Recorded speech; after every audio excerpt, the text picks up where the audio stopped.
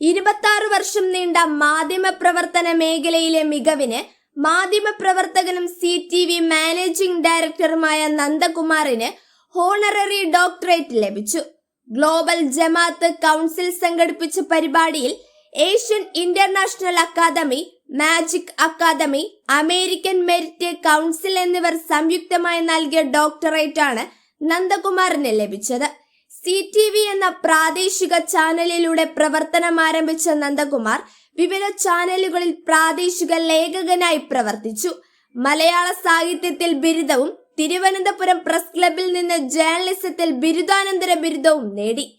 ഏഷ്യാനെറ്റ്, മനോരമ, കൈരളി, മാതൃഭൂമി, 24 ചാനലുകളിൽ പ്രാദേശിക ലേഖകനായി പ്രവർത്തിച്ചിട്ടുണ്ട്. 12 വർഷം മാതൃഭൂമി ദിനപത്രത്തിൽ പ്രാദേശിക ലേഖകനായി പ്രവർത്തിച്ചു.